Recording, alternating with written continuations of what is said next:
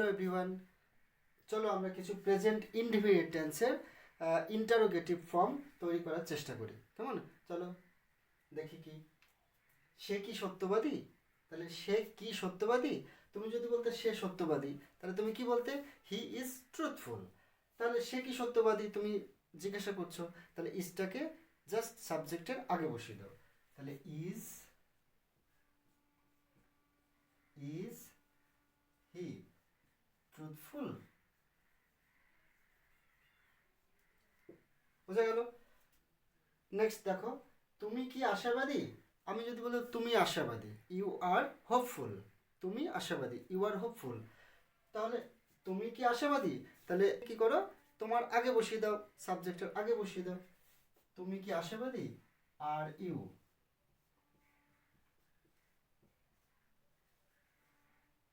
Hopeful? শেষে interrogation mark. আমি কি সাহসী? আমি যদি বলি আমি সাহসী, আই এম বোল্ড বা আই এম ব্রেভ, তাহলে আমি কি সাহসী? তাহলে কি বলবো? Am I. তুমি এমটাকে জাস্ট আগে লাগিয়ে দাও, এম আই বোল্ড। শেষে জিজ্ঞাসা চিহ্ন। সে কি খেলাধুলা করে? তুমি কিটাকে বাদ দাও, সে খেলাধুলা করে, তুমি জানো বলতে পারবে এটা প্লেজ। কেমন? প্রেজেন্ট ইন্ডিপেন্ডেন্সের কোশ্চেন করতে গেলে, ইন্টারোগেশন করতে গেলে, কি ইন্টারোগেটিভ করতে গেলে কির জন্য একটা ডু বা ডাজ এখানে বসাতে হয়। তাহলে ডু বসাও।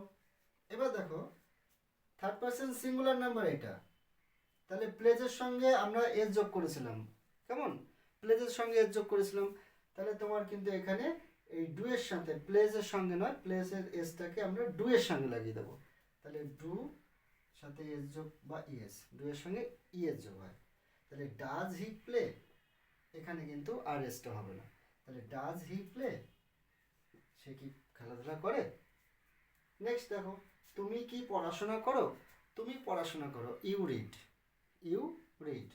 তাহলে তুমি কি পড়াশোনা করো? ডু ইউ, সেম এখানে লেখো ডু ইউ। এখানে তাহলে বলো ডাজ কেন হলো না? এটা